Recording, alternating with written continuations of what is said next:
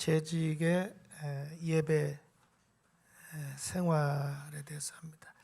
여러분들은 그 예배를 얼마나 중요시하고 있나요? 우리 몸의 기능이 다 중요한데 제일 중요한 게 뭐라고 생각하세요? 내 몸의 신체 중에 뭐가 제일 중요할 것 같아요? 심장이죠. 심장이 멈춤 죽는 거예요. 그렇듯이 신앙생활의 심장은 예배라고 생각해요. 그래서 믿음의 조상 아브라함이 하나님께 부름을 받아서 이제 가나안 땅에 왔을 때 맨 먼저 하나님께 제단을 쌓잖아요. 제단, 그게 예배잖아요.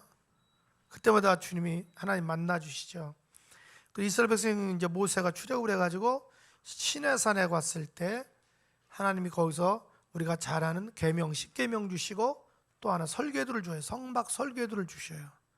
그 성막에 준 이유는 어떻게 성막에서 예배 드릴 건지, 레위기는 제사죠. 그걸 가르쳐서 이스라엘 백성들이 광야 생활 동안에 항상 성막 중심으로 이사해요. 성막 중심으로. 올바른 교회 중심이죠. 그리고 항상 거기서 제사를 지내는 거예요. 그때마다 하나님 만나 주시죠.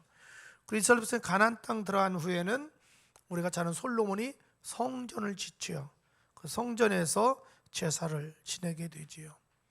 그러다 이스라엘 백성들이 이제 바벨론에서 멸망당해서 각 지역이 흩어지죠. 흩어지니까 제사를 못 지내는 거예요. 그래서 이들이 생겨난 것이 소위 회당이에요. 회당. 그때 회당이 생겨서 회당에서 모여서 말씀은 배우고 다 하는데 한 가지는 못했어요. 예배는 안 돼요. 제사는 안 돼요. 제사는 성전에서만 해야 돼요. 그래서 저들이 바벨 포로에서 70년 만에 귀환해서 맨 먼저 한 것이 우리가 학교에서 나온 것처럼 성전 복원을 한 거예요. 그래서 성전에서 다시 제사, 예배가 회복되는 거지요. 그리고 이제 예수님 오셔가지고 우리가 마태복음 16장에 보면 베드로한테 신앙 고백을 듣잖아요. 내가 누구냐? 그러니까 베드로가 뭐라 그래요? 주는 그리스도시요 살아계신 하나님의 아들이다. 그러면 축복을 하죠. 칭찬하죠. 그러면서 네 고백 위에 내 교회를 세우리니, 딱 거기서 교회 얘기를 해요. 교회를 세운다.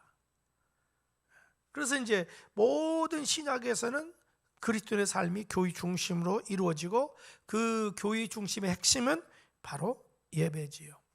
그럼 1번, 예배란 무엇이냐? 즉 정의예요. 정의. 예배란 피조물인 인간이 예수 그리스도를 통하여 하나님께 나가는 것, 즉 하나님 만나는 것. 예배는 뭐냐? 하나님과의 만남이에요. 바랍다. 예배는 하나님과의 만남이다. 굉장히 중요해요. 하나님 예배를 통해서 우리를 만나 주셔요. 그래서 2번, 하나님과 인간과의 뭐다?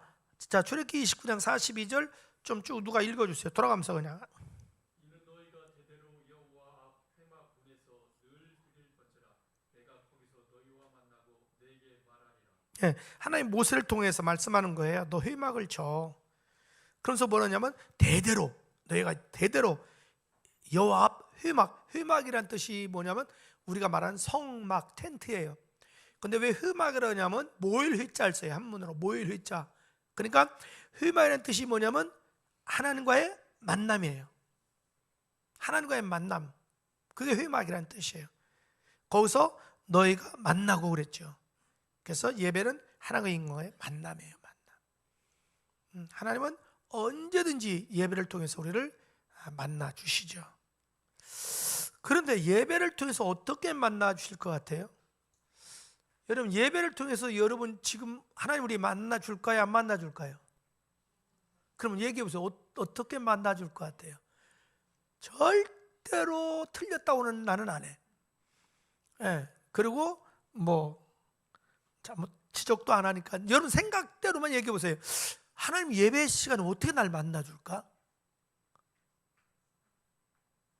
근데 예배 시간에 하나님이 진짜 나 만나 준다라고 믿어요? 근데 어떻게 만나 주냐고. 자, 보세요. 혹시 여러분 예배 드릴 때 찬양이 됐든 기도가 됐든 말씀이 됐든 연보가 됐든 뭐가 됐든 관계없어요. 예배 시간에 혹시 마음에 크게 감동받는 경우 있었어요? 오늘 꼭 나를 위한 것 같아. 오늘 꼭 나를 위한 것 같아. 이 말씀이.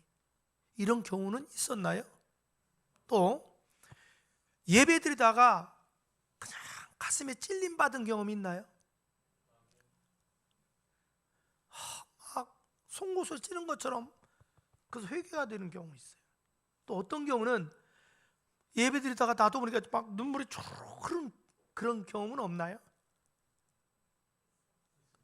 또 어떤 데 예배 드릴 때 막 너무 기뻐서 어쩔 줄 몰라 하는 경우는 없었어요?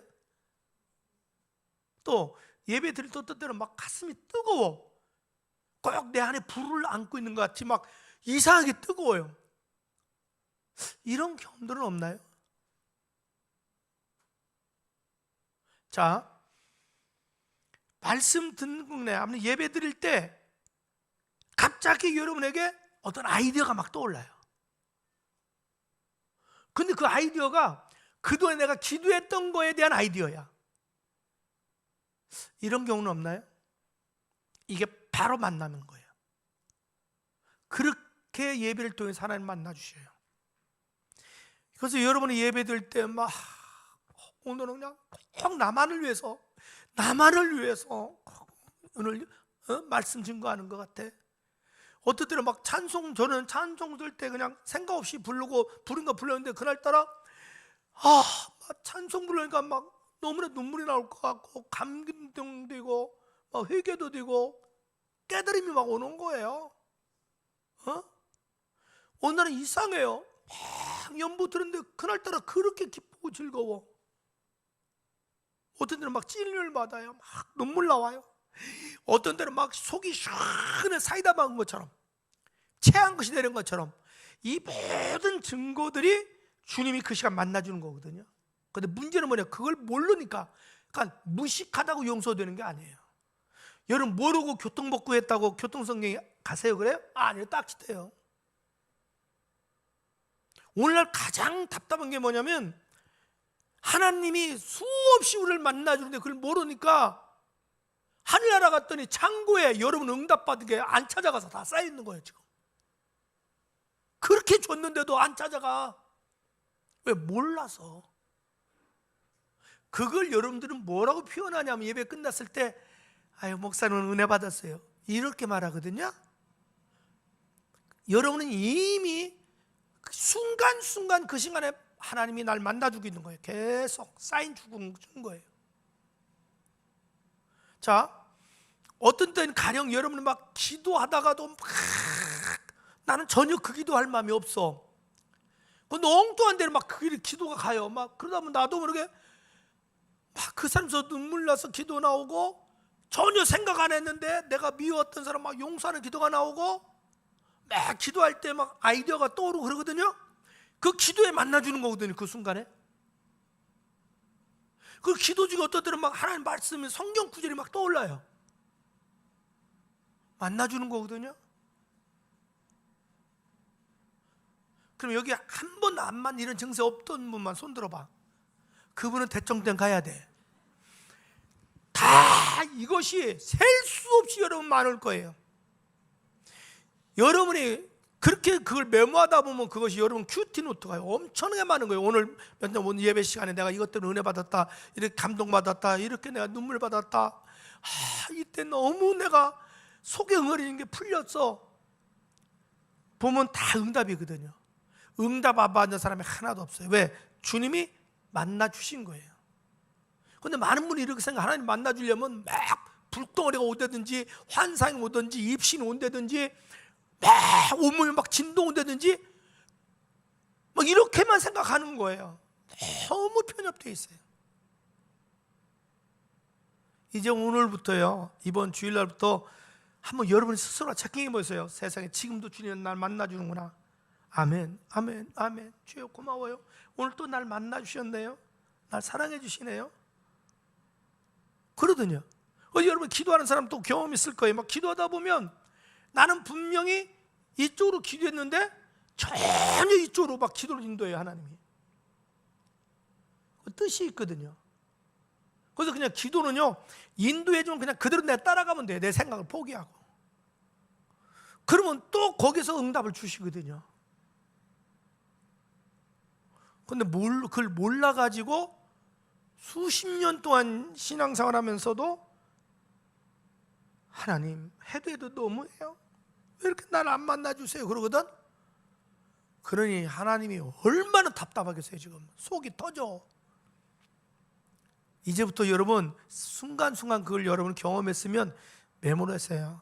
몇 월 며칠 날 어떤 때 하나님 나를 만나주셨다.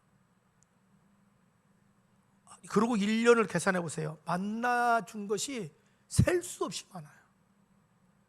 그러면 신앙이 성숙해지는 거예요. 늘 감사하고 그러면서 오늘 또 이제 생각하는 거예요. 오늘 교회 갈 때 주님이 오늘 어떻게 날 또 만나 주시려나 기대감이 생기는 거예요. 어떻게 날 만나 주실 거지? 그러는 거예요. 그래서 여러분 예배 시간에 많은 은혜 받으려고 하지 마세요. 그냥 한두 가지만 그날 은혜 받으면 돼. 복잡하게 생각하지 마세요. 한두 가지만 은혜 받으면 돼. 대신 뭐에 신경 쓰냐면 주님 오늘 날 어떻게 만나 주시나? 그걸 여러분이 묵묵히 지켜보는 거예요. 자, 세 번째, 예배란 뭐냐? 내 자신을 하나님께 산 땡땡 드리는 것이다. 로마서 12장 1절 읽어주세요.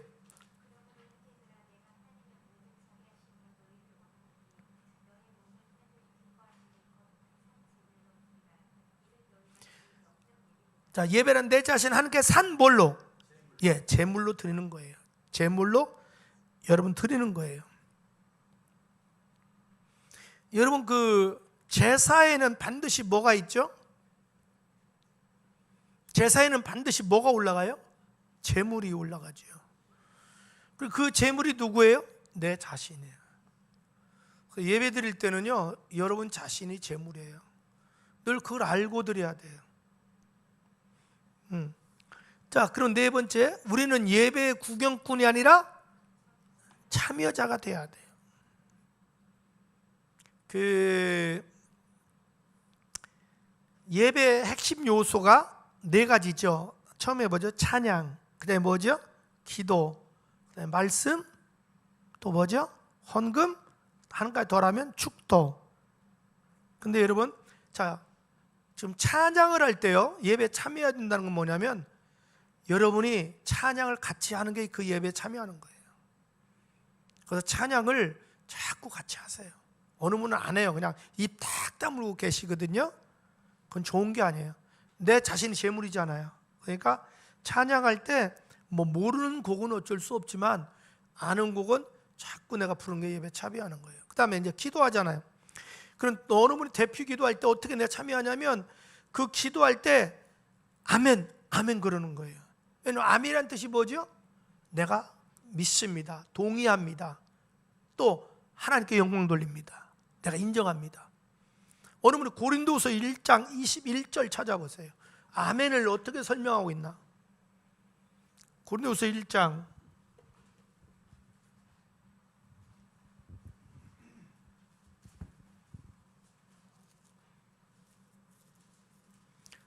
어느 분이 좀 읽어주실래요? 고린도 1장 20절.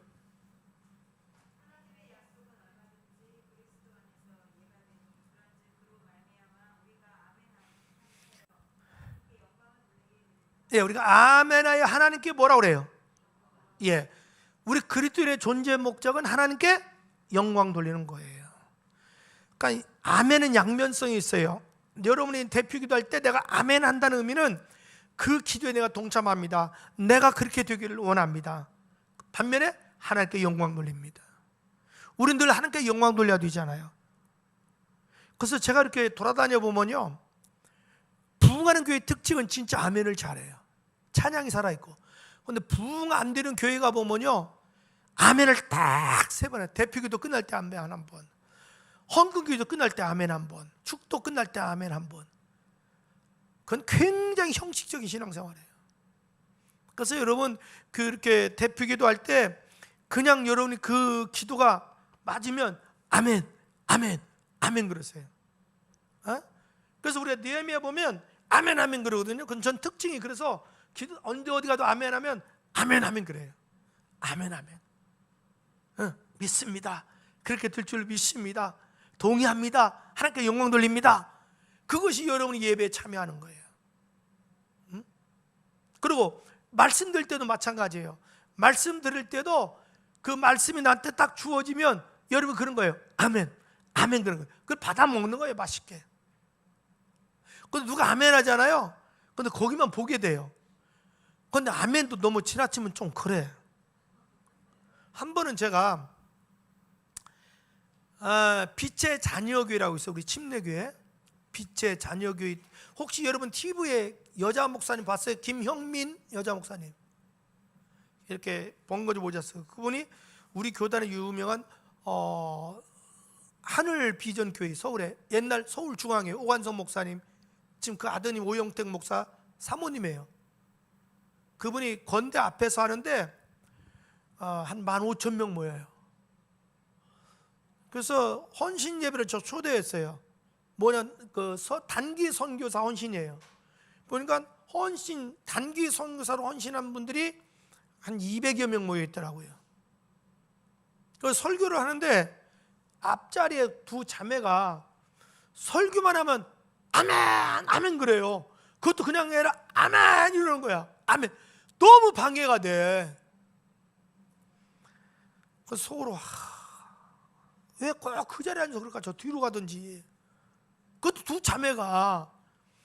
그래서 어쨌든 이제 다 마치고 제가 목사님께 여쭤봤어요. 목사님, 두 자매 정상이에요? 네, 그랬어. 놀라지 마세요. 그것이 2년 전이에요. 2년 전. 그 두 자매요, 대전지방법원 둘 다 판사예요. 그러는 거예요. 내가 얼마나 충격받았겠어. 대전지방법원 둘이 또 판사야. 그래서 내가 내려와서 같이 만나서 차 마셨잖아. 그 교회에서 대학생 또 훈련을 받은 거예요. 그렇게. 근데 놀라운 건요, 대한민국의 중앙일보도 나왔다고 이렇게 붙여놓은 거 보니까 우리나라 소아청소년과에서 제일 많이 모이는 그 병원의 원장이 그 교회 집사님인데, 제가 서울역에 딱 내렸는데 차를 몰고 왔어요. 교회 봉구차를. 그래서 난 솔직히 교회 부목사님이나 아니면 뭐 관리 집사님인 줄 알았어요. 나중에 그러는 거예요. 목사님 이거 김 집사 그 뭐 하는 사람인 줄 아세요? 그래요. 그때 처음 난 집사인 줄 알았죠. 그랬더니 모르죠. 그랬더니 이름을 떼주는 거야. 그래서 빨리 저 네이버 쳐보래. 대한민국에서 제일 청소년 소아가 잘 되는 분인데, 완전히 얼마나 웃기는 사람이냐면, 목사님 병원 좀 봐주세요. 개업하려고 그래요. 그러더니 야 이거 안 돼 그랬대요. 그러세요? 그러더니 목사님이 너 나 이리 와, 따라와. 그러더니 그 성수동, 건대 그 옆에가 성수동이에요. 그 본부가 성수동에 있어요. 요즘 핫플레이스죠 거기가. 그 옆에가 화양동이에요. 화양시장. 화양시장 입구 빈 건물을 데려가더니 너 여기서 병원을 해 그러더래요. 얼마나 어이가 없어 이 양반이. 목사님 몰라도 너무나 모르는 거지. 아니 서울에 강남을 놔두고 화양시장 입구에 있는 빈 건물에 여기다가 병원을 차리라고 하니, 차려? 딱 그러더래요. 왜 그러세요 목사님? 했더니 너 여기서 해야 새벽기도 나오지, 너 강남으로 너 새벽기도 안 나오려고 그러지. 그러더라는 거야. 지금도 여러분 가서 물어보면 돼요. 근데 알았어요 목사님. 그리고 거기다 병원을 했는데 얼마나 병원이 그 다음부터 잘 되는지 지금도 항상 줄 선대요. 의사를 몇 명 두고 하는데도. 새벽 거기는요 웬만하면 새벽에 다 나와야 되는 거야. 야, 막 목사님이 설교만 하면요 아멘 그래요. 그러니까 여러분 참여할 수 있어요. 그 다음에 이제 우리 연보잖아요. 연보 시간에 여러분이 기쁨으로 연보 드리는 것이 예배 참여하는 거예요. 그리고 이제 목사님 축도 이제 이 뒤에 나와요. 축도 끝나기 전에 일어나는 건 아니에요 절대로. 축도 끝나고서 나가는 거예요. 근데 난 그 교회가 또 충격이, 헌신 예배를 마쳤어요. 그래서 제가 저보고 뭐라 하냐면 김영민 목사님 설교를 좀 길게 해주세요 그래요. 그래서 내가 큰 마음 먹고 40분 설교했어. 그랬더니 너무 일찍 끝났다는 거예요. 그래가지고 입으로 김영민 목사님 또 집회를 해야. 근데 다 앉아 있어. 그들이 끝나고 나더니 여기 있는 200여 명이 선교사 헌신했기 때문에 안수해 줘야 준다는 거야. 그리고 김영 목사님 여기서 가지고 200명을 다 안수해서 나 죽는 줄 알았어 그날. 그런데 예배 마쳤는데 한 사람도 안 일어나요. 난 너무 충격이야. 왜 안 일어나지? 그래서 김영민 목사님 나가고 제가 나가서 나니까 그때 일어나서 나가는 거예요. 빛의 자녀교회. 여러분 TV에 보면 그분 지금도 설교 나와요. 김형민 목사. 알고 싶으면 여러분이 한 방문하면 돼. 그 옆에가 건대, 이분이 두 군데서 예배를 해요. 건대 강당하고 냉천동에, 서대문 냉천동에는 감신, 세상에 침례교가 감리교 신학대학의 강당을 빌려서 주일날 예배드린다. 중요한 건 뭐냐면 감신대 총장님이 거기 예배 참석해서 은혜 받아. 그래서 침례교가 이렇게 은혜 쓰는 줄 몰랐대. 여러분 침례교 긍지 가지세요. 옛날에는요 침례교 찾으려면 구석가 침침한 데 가면 있었어. 그런데 요즘은요 침례교가요 침 질질 흘려요. 너무 잘 돼가지고. 요즘은 좋은 요소 가면 다 침례교예요. 왜 하면 여기도 수정교, 여기 또 금세 찾잖아. 그러니까 그렇게 여러분이 예배에 참여할 수 있다. 어려운 거 아니에요. 자, 그 다음에 잘 보세요. 우리가 용어 선택을 잘해야 되는데 많은 분들이 엉겹결에 자 우리 예배 봅시다 그래요. 예배 봅시다가 맞을까요? 드리자는 게 맞을까요? 자, 그 차이점을 보세요. 제가 영화로 표현을 했어요. 예배 본다고 할 때는 주연이 목사님이에요. 그 사람 의식이. 그 다음에 감독은 하나님이에요. 관객이 누구냐면 성도 자신이에요. 이분들의 특징이 있습니다. 아, 오늘 나 은혜 못 받았어. 아, 목사님이 설교 준비를 제대로 안 한 것 같은데. 그래서 나가면서 목사님 오늘 죽었죠? 예배 본 사람들의 특징이에요. 그 자기 기분을 맞는 설교하면 목사님 오늘 참 은혜 받았어요 그래요. 아, 이건 실패한 겁니다. 왜냐하면 우리는 예배 드리는 겁니다. 왜냐하면 제사잖아요. 제사는 드리는 거예요. 내 자신을 하나님께. 내가 예배 드릴 때에는 주연이 내 자신이 주연이에요. 주연 배우예요. 그 다음에 목사님은 우리가 감독이고 하나님이 판단하고 평가하는 거예요. 여러분 영화는 관객이 평가하잖아요. 그래서 얼마 전에 서울의 봄도 1000만 넘었잖아요. 그렇듯이 그 예배가 살아있는 예배냐 죽은 예배냐 그건 하나님이 평가하는 거지 우리가 평가하는 건 아니에요.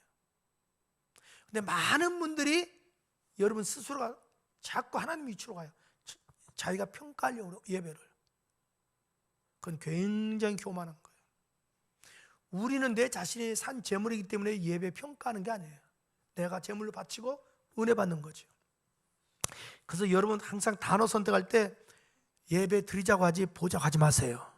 잘못된. 자, 두 번째, 그럼 어떤 자세 예배 드릴까요? 1번 베드로전서 1장 15절 16절 누가 읽어주세요.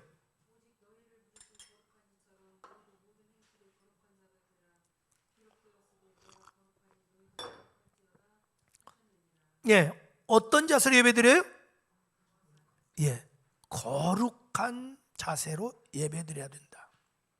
그러면 어떻게 하는 것이 거룩한 자세로 예배 드리는 거냐? 1번 예배 전에 나오라. 예배 전에 나와야 돼요. 최소한 예배 20분 전에 와야 돼요. 왜냐하면 내가 제물이기 때문에. 여러분 제사 지낼 때 보면요 다 제물에다 음식을 올려놓은 다음에 제사 지내지 음식을 올려놓지 않고 제사 지내는 법은 없어요. 내가 제물이기 때문에 거룩한 예배 드리기 위해서는 여러분 자신이 한 20분 전에 먼저 와야 돼요. 그다음 그래서 와서 뭐 해야 되느냐? 두 번째, 예수의 피를 의지해서 뭐예요? 회개해야 돼요. 자, 이사야 59장 1, 2절 읽어주세요.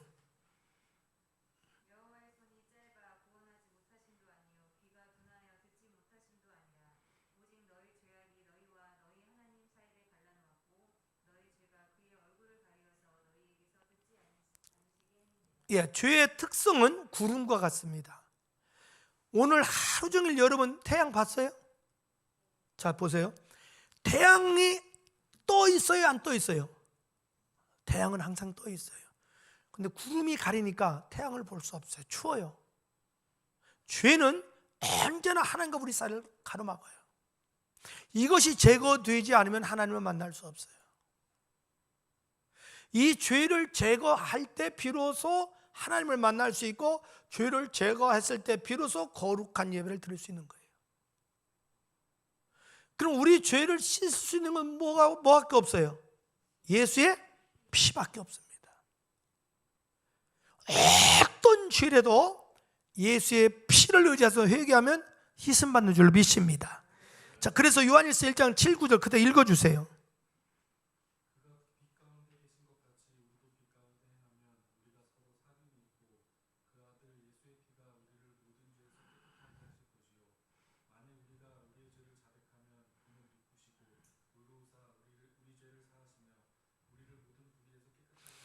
예, 여기 보면 예수의 피가 우리를 모든 죄에서 어떻게 해요? 깨끗게 하신다. 모든 깨끗. 그래서 우리가 거룩한 제사를 지내려면 최소한 여러분이 10분에서 20분 전에 교회에 오셔서 조용히 주님 앞에 회개기부터 해야 돼요. 그래서 예수의 피로 내가 마음으로 지은 죄, 또 생각으로 지은 죄, 육신으로 지은 죄, 말로 지은 죄 철저히 회개할 때 하나님과 나 사이에 가로막혀 있는 죄악이 제거돼야 태양을 볼 수 있는 거고, 그때 내가 깨끗해지는 거예요. 회개 없는 제사는 죽은 제사입니다. 오늘 한국교회의 위기는 회개를 없습니다. 회개 안 합니다. 그냥 와서 즐겼다 가는 거예요. 아니요, 내가 재물이에요. 재물은 거룩해야 돼요. 그래서 철저히 여러분 회개하고 꼭 예배드리기를 주님으로 축복합니다. 그 다음에 여러분 거룩한 제사 지내려면 어떻게 해야 되느냐? 마음과 생각과 몸을 복되게 해야 됩니다. 항상 마음을 복된 마음, 생각도 말도. 근데 어린이하고 어른하고 차이점이 있더라고요. 어린아이들은 막 장난치고 떠들면서도 다 들어. 그래서 끝나고 물어보면 이놈들은 다 리바이벌 해요. 어른들은 나 쫙 뚫어지게 쳐다보는 것 같은데 끝나고 물어보면 하나도 몰라. 왜? 딴 생각하고 있는 거야 이게. 이건 잘못된 거야. 우리는 생각이 복돼야 돼. 생각에 집중해야 돼. 왜? 오늘 주님이 어떻게 나를 만나 주시려나, 오늘 주님이 어떻게 나에게 응답해 주시려나 늘 기대해야 되잖아요.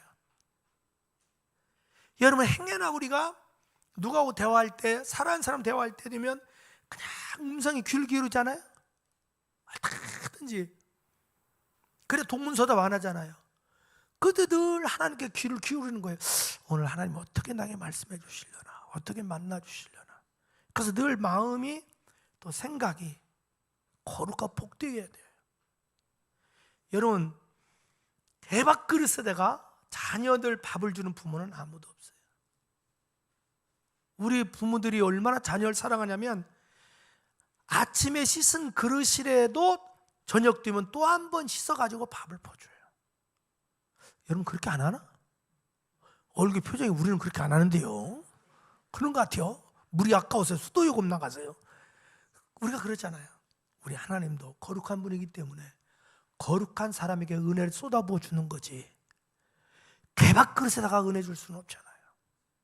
그 다음에 어떻게 거룩한 예배를 드리냐? 예배에 온전히 몰입을 해라. 즉 집중하라는 거예요. 예배에 집중하세요. 그래서 우리 거룩한 예배를 드려야 된다. 그 다음에 두 번째, 땡땡의 예배를 드려라. 출애굽기 5장 1절 누가 읽어주세요.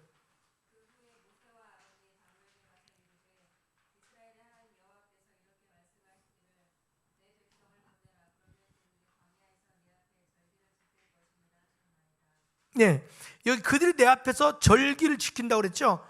그래서 이건 축제의 예배를 드려라.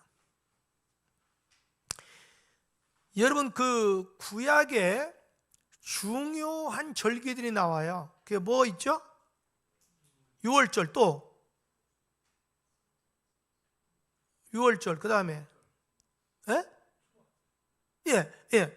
그러니까 이제 유대인이 보면 쭉 보면 유월절하고 무교절하고 같은 의미예요. 왜냐하면 유월절 다음부터 일주일이 무교절이에요. 그래서 통칭 유월절 무교절을 하나로 써요. 그래서 그리고 거기로부터 그 유월절, 오늘이 유월절이잖아요. 그러면 다음 날부터 무교절이 시작된다고 그랬죠. 사흘째 되는 날이 초실절이에요. 그래서 예수님이 금요일날 주시고 주일날 사흘째 되는 날 부활하셨죠. 그래서 유월절 그 다음 날이 무교절 시작되는데 일주일이에요. 그 무교절이 안식일이에요. 토요일. 그다음 초실절이 오늘날 말하면 주일이에요. 첫열매, 예수님 부활의 첫열매 되셨죠. 그러고 나서 50일째 되는 날이 우리가 말하는 오순절, 맥추절, 칠칠절이에요. 그리고 7월 1일이 저희들은 나팔절이에요. 신년이에요. 1월 1일에 나팔절이에요. 그리고 7월 10일이 대속죄일이에요. 그리고 7월 15일부터 일주일 동안이 우리가 아는 초막절, 장막절, 초막절, 장막절 그래요. 이 절기를 영어로 feast, F-E-A-S-T, feast라고 그래요. 절기를. feast의 뜻이 뭐냐면 축제예요. 여기서 파생한 단어가 우리가 잘 아는 페스티벌이에요. 그 페스티벌의 어근이 feast예요. 이 절기는 영어 성경에는 딱 찾으면 feast로 나와요. 절기, feast, 즉 축제. 그러니까 예배 드릴 때 거룩한 예배도 드려야 되지만 축제 같은 마음으로 예배 드린다. 왜냐하면 1번 구원의 은총이 감사해서. 왜 우리가 축제 예배를 드려야 되냐면 나 같은 죄인을 구원해준 게 감사하고, 함께해서 감사하고, 지켜서 감사하고, 인도해서 감사하고, 축복해서 감사하고, 이래서 감사하고 저래서 감사하잖아요. 감사하기 때문에 축제 예배 드려야 돼요. 왜 또 축제 예배 드리냐면 여러분이 막 예배 드릴 때 때로는 막 울기도 하고 감동, 감격, 기쁨, 열정, 이런 모습이 예배 시간에 나타나야 된다는 거예요. 이런 모습이 이게 축제예요. 여러분 청소년들 요즘 보세요. 그냥 뭐 청년들 뭐 그냥 페스티벌 한다, 축제 한다. 요즘은요 세상에 트롯이 대세잖아. 임영웅이만 표가 없대. 표가 없어. 미쳐요. 할머니도 필요 없어. 임영웅이 때문에 병원에 있는 사람이 나와서 온대. 우울증이 났대요. 임영웅이한테. 세상에 제주도 우리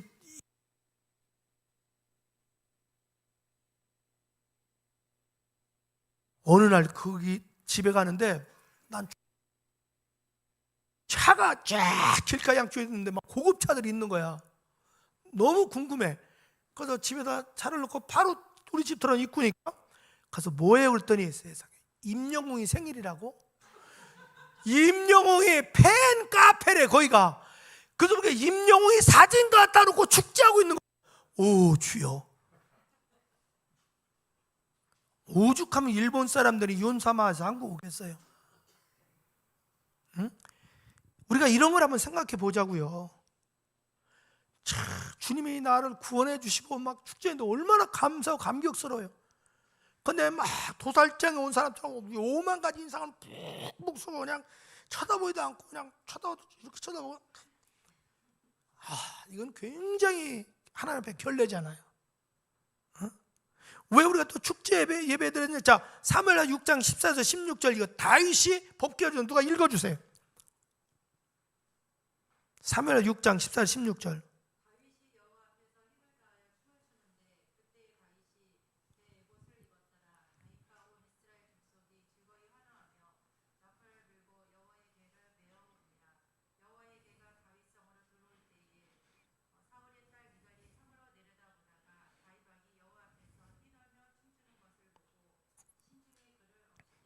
자, 이거 보세요. 다윗이 오베데돔 집에 있던 법궤를 다윗성으로 옮겨오는 거예요. 지금 너무 감격스러워서 힘을 다해서 뭐예요? 춤을 춰요. 노래 불러요. 그러니까 바짓가랑이가 내려갔죠. 그러니까 아내들은 미갈이 업신여겼어요. 그래서 비아냥거려요. 평생 아이 못 낳잖아요. 다윗은 한나라 왕이에요. 너무 좋아서 막 힘을 내어 춤을 즐거워해요.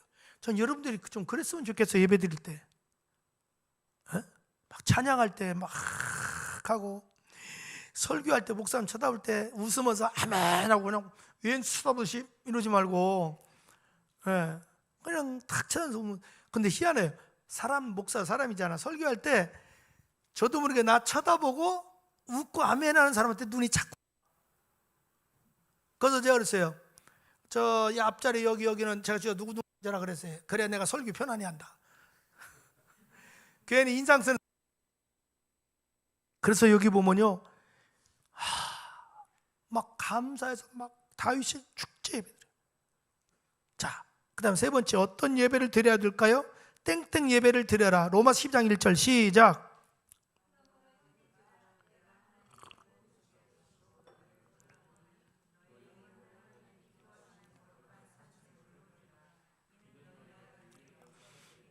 네, 여기 보면 너희 자신을 산 제물로 드리라고 그랬죠? 이건 희생의 예배를 드리라는 거예요. 희생. 여러분, 짐승을 잡아 죽여야 돼요. 짐승을 희생해야 돼요. 그런데 예배는 내 자신을 죽여야 돼요. 내가 희생해야 돼요. 응? 그럼 어떻게 하는 것이 희생의 예배를 드리는 거냐? 1. 시간과 몸과 물질을 아낌없이 드리라. 이것이 희생이에요. 여러분, 아낌없이 드리지 않는 것은 희생이 아니에요. 그 다음에 희생의 예배를 드리면 어떻게 해야 되느냐? 부담스러울 정도로 드리라. 약간 부담스러워야 된다는 거죠. 고린도후서 8장 1절 3절 누가 읽어주실래요?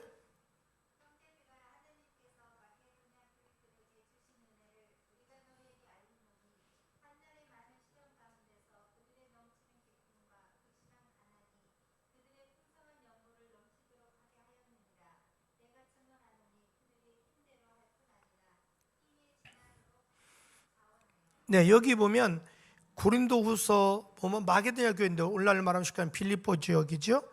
이분들이 예배 드릴 때 하나님께 헌금할 때 이들의 생활이 어떠냐면 두 번째 줄 보면 기쁨과 극한 가난이. 그러니까 초대교회는 얼마나 어려웠겠어요. 극한 가난이 뭐냐면 옛날 우리 집들 보면 집에 쌀떡이 있었어요.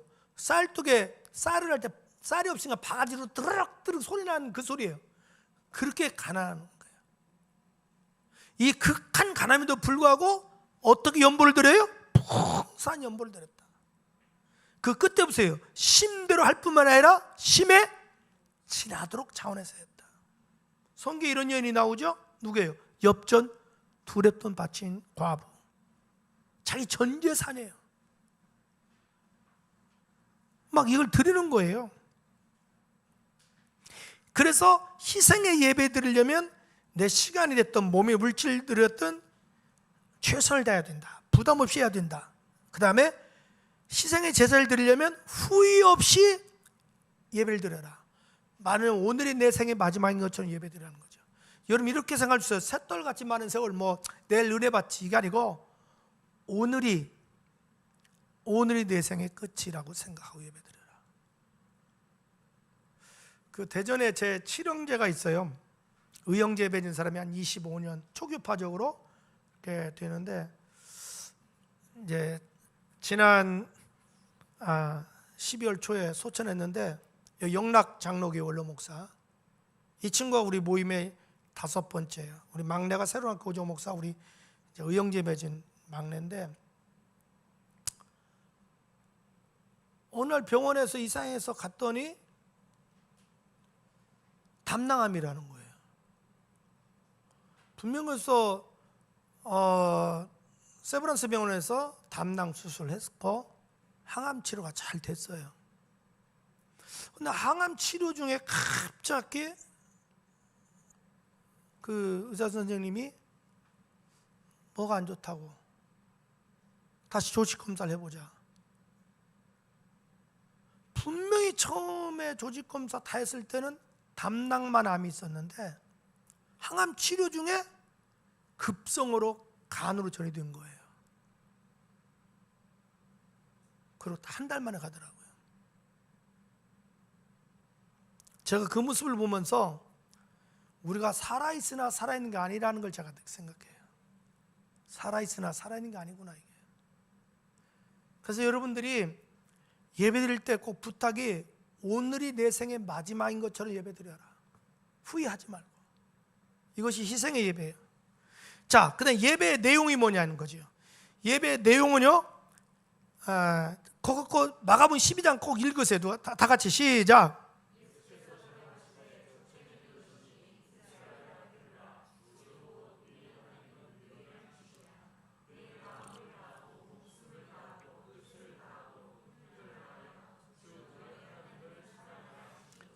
이거 우리가 너무나 잘 아는 내용이에요.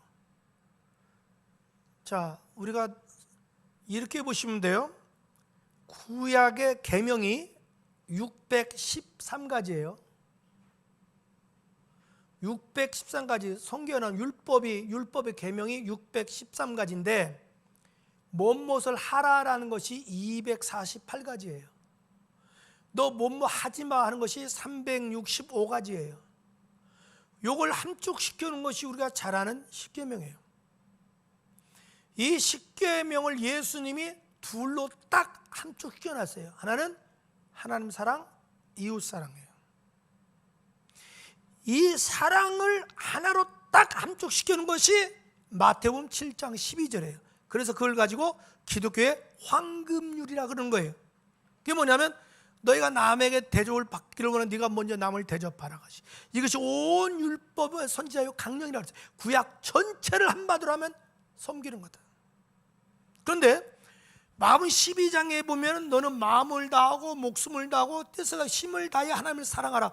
그러면 구체적으로 하나님 사랑하는 증거가 뭐냐 이거죠. 이것이 예배의 4대 요소가 돼요. 여러분, 예배 4대 요소는 처음에가 뭐가 있죠? 찬양이 있죠. 그 다음에 기도가 있죠. 그 다음에 말씀이 있죠. 그 다음에 연보가 있어요. 자, 그러면 구체적으로 마음을 다하고 목숨을 다하고 뜻을 다하고 힘을 다해 하나님 사랑하는 증거가 뭐냐면, 자, 1번 히브리서 13장 15절 읽어주세요.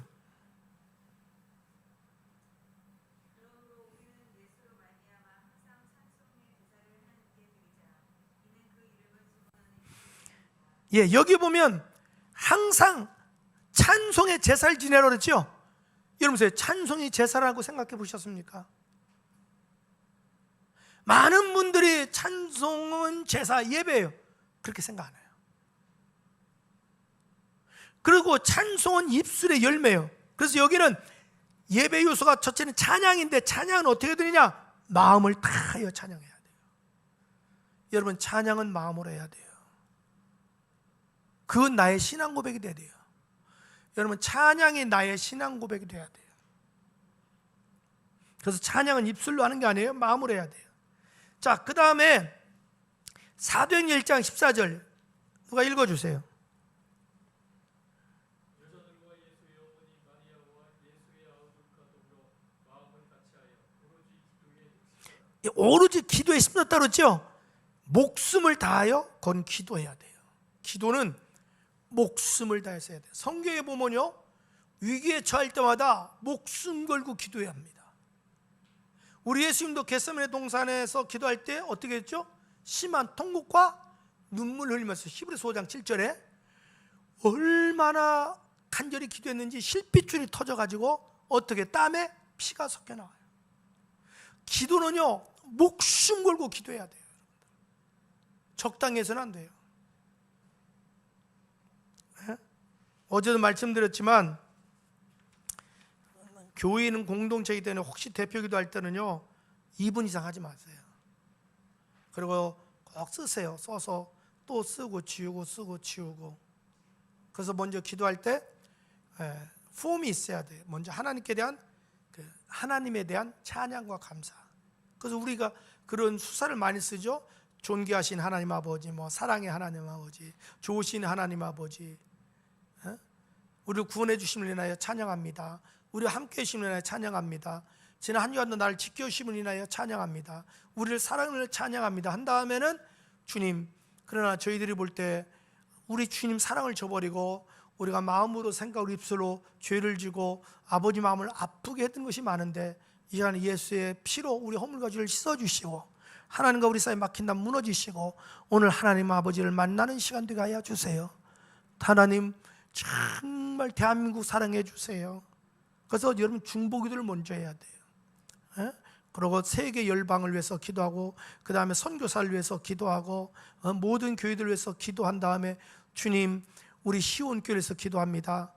우리 시온교회가 하나님의 영광이 임재하는 교회 되게 해주세요.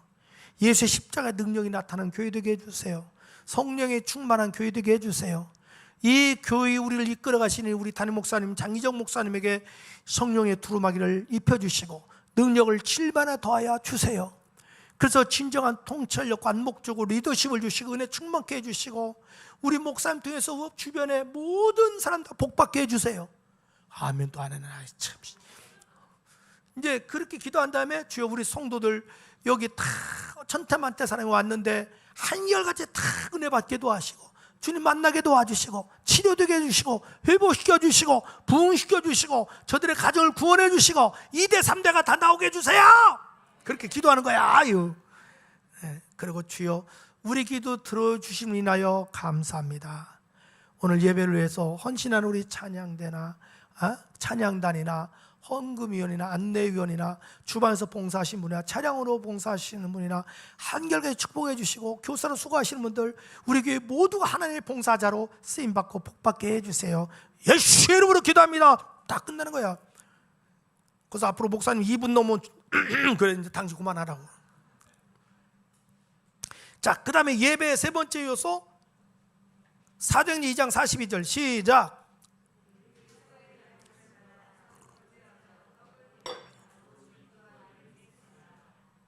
예, 뜻을 다하여 말씀을 드려야 돼요. 말씀이에요.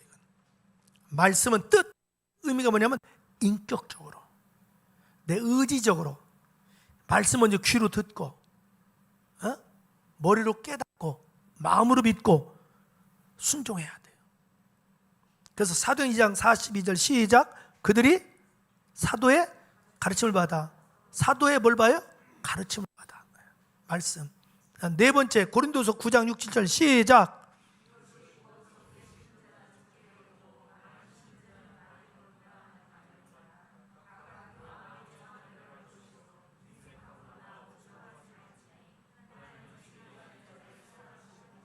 네, 헌금이에요. 헌금은 어떻게 돼요? 힘을 다해서 해야 돼요. 과부가 엽전 두레돈 낼 때, 전 재산 낼 때 주님이 칭찬했잖아요. 베다네 마리아 자기 전 재산 옥합을 깨트리잖아요. 왜? 간단해, 주님 사랑하기 때문에. 그래서 여러분, 헌금을 할 때 정말 약간 부담스러울 정도로 해야 돼요. 저는 이제 우리 교회는 제가 항상 가르치는 거예요. 그럼 주정헌금, 주일헌금을 어떻게 할 거냐? 저는 그냥 제 나름대로 기준이 있어요. 자, 예수님 우리 가정 신방 오셨어. 그때 내가 식사 한 끼 대접을 해. 거기다 맞춰라. 내 형편이 라면 대접할 형편이면 라면 그냥 헌금하면 되는 거예요. 나는 예수님 짜장면 정도는 대접할 수 있겠다. 그럼 주일헌금을 그 기준에 맞추는 거예요. 그래도 예수님 한번 오면 내가 그래도 갈비탕이라도 하나 대접해야지. 그럼 그 기준에 맞추는 거예요. 나는 뭐 예수님 오면 뭐 스테이크 대접해야지. 그럼 거기에 맞추는 거예요. 그래서 정말 우리가 하나님께 헌금할 때 좀 최선을 다해서, 되게 헌금할 때 그러잖아요. 내게 있는 모든 것을 아낌없이. 그때 양심의 가책 안 되게. 양심 가책 얼마나 찔려. 저는 늘 기준을 그렇게 해서 주님 앞에 이렇게 드려야 된다. 저는 항상 그래요. 뭐 돈이 있다가도 없는 거, 어차피 병원에 가서는 할인도 안 해주고 위상도 안 주더라고. 병원에 낼 거, 주님 건강 주셔서 일주일 동안 병원 안 갔으니까 그냥 고맙지. 그런 마음으로 이렇게 하거든요. 후회 없이. 그래서 여러분들이 늘 그런 자세를 가져서 한다면 예배 성공할 수 있다.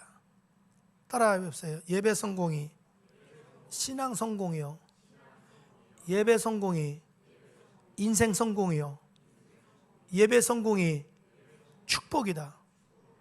언제든지 저는 여러분이 예배를 통해서 만났으면 좋겠어요. 그 다음에 축도인데 이건 달라요. 목사님마다. 이건 제 주장이에요. 자, 레위기 9장 22절 24절 누가 읽어주세요. 시작.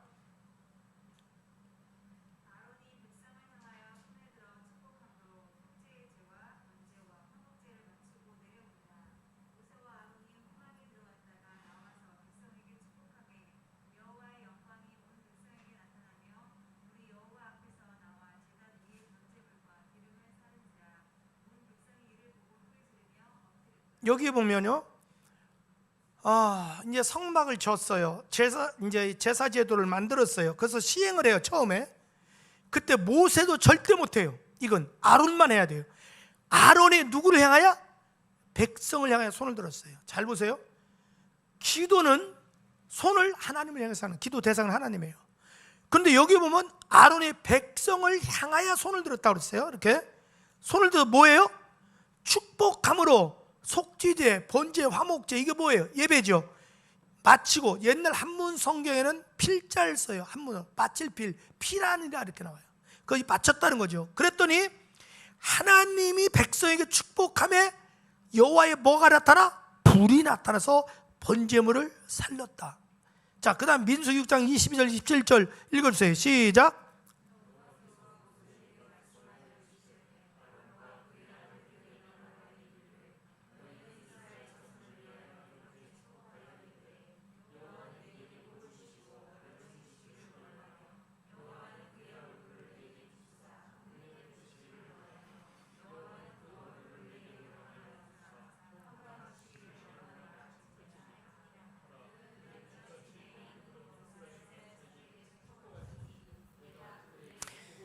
여기 잘 보세요. 모세는 평생 이걸 못해요. 오직 아론과 그의 자손들만이 이스라엘 자손을 위하여 축복하라 그랬어요. 이스라엘 자손 이렇게 축복해라. 여호와 여호와 여호와. 그 다음에 끝에 보세요. 이같이 그들이 내 이름으로, 하나님의 이름으로 이스라엘 자손에게, 대상이 백성이요, 자손에게 뭐함으로? 축복함하라. 그러면 내가 그들에게 뭘 주리라? 나는 하나님이에요. 잘 보세요. 그러니까 이걸 그대로 합니다. 축도란 뭐냐면 하나님의 기름 부은 종이 하나님의 이름으로 하나님의 백성에게 복을 선포하는 거예요. 그래서 여기 보면 지금 우리나라도 이게 안 맞는 게 뭐냐면, 만약에 기도라면, 잘 보세요. 기도는 첫째는 대상이 하나님이어야 돼요. 그럼 손을 이렇게 해야 됩니다. 하나님을 할 때. 왜? 기도 하나님이니까. 두 번째, 기도라면 축도가 누구든지 다 해야 됩니다. 누구든지 할 수, 애들도 할 수 있어요. 근데 왜 전사님은 안 되고 목사만 해야 됩니까? 세 번째, 이것이 축도가 만약에 기도라면 뭘 복잡하게 삼일체 얘기를 해요. 예수님께서 너희가 내 이름으로 기도하라 했어요. 그냥 예수 이름으로 기도합니다. 이래야 됩니다. 근데 여기 보면 기름 부은 종이 백성을 향하여 손을 들고 너 이렇게 복을 해라. 내가 복을 준다. 그러니까 축도란 하나님의 기름 부은 종이 하나님의 이름으로 하나님의 백성을 향하여 복을 선포하는 거다. 그러니까 여러분들이 하나님께 제사 지낼 때 찬양을 드려요, 기도를 드려요, 연보를 드려요. 그럼 하나님께서는 말씀으로 축복해 주는 거예요. 축도로 축복해 주는 거예요. 모르겠어요. 여기는 어떻게 하는지 모르는데 저희 교회 같은 경우는 교회 학교도 이제 되게 우리 전사님들이 하잖아요. 반드시 유치부고 영아부고 아동부 학생부 우리 부목사님들이 내려가서 반드시 축도해야 됩니다. 복을 받아야 된다. 가령 이런 경우가 있어요. 우리가 침내 줄 때는 어떻게 해줘요? 침대를 주느라고 그러거든요. 근데 축도할 때는 할지어다 왜 안 돼요? 여러분 이렇게 이해하실게요. 쉽게 내가 설명할게요. 사극을 여러분 많이 보죠? 사극을 보면 되게 내시가 있어요. 너 영의정에게 갔다 와라. 명령을, 교지를 써줘요. 그러면 이 내시가 영의정 집에 가서 문을 들고 열리면 어명이요! 그러면요 영의정이 신발로, 그냥 맨발로 납니다. 벗어 신고 딱 그 내시 앞에 무릎 꿇고 엎드립니다. 그럼 내시한테 한 거예요? 왕께 한 거예요? 왕명 때문에 하는 거예요. 그러면 왕명할 때에 내 앞에 영의정이라도 내 시간은 왕명이 내가 너에게 이렇게 하기를 원하노라 그러면 그대로 읽는 거지 이렇게 하기를 원합니다 안 해요. 그러면 이제 끝나고 나서 사조로 돌아오면 그 당시는 그때는 이제 4시가 되는 거예요. 그 다음에 영의정이라도 자네 수고해서 그러는 거예요. 그 다음에 이 과정만 이해하면 축도를 빨리 이해할 수 있어요. 그래서 저는 저희 교회한테 절대 여러분은 편하게 복 받아야 되기 때문에 축도 끝나기 전에 가지 마세요. 그리고 축도 끝나도 한 3분 정도는 꼭 기도 마무리하라고 그래요. 그래서 저보다 먼저 간 사람은 강도요 절도요 일이다. 제가 그래요. 왜 나보다 먼저 나가냐 얘기야. 그래서 언제든지 저는 제가 딱 뒤에 이제 나가서 서요. 그러면 저희 장로님 권사님이 양쪽으로 착 서요. 근데 그러면 교인들 갈 때 다 인사하는 거예요. 이렇게. 저는 이제 인사는 안 해요. 그냥 손만 흔들죠. 축복해요, 축복해요. 그러죠. 그래서 이 예배에 여러분 성공해야 된다. 예배는 신앙의 하이라이트예요. 이걸 알고 나면 예배 자체가 너무 좋은 거예요. 행복한 거예요.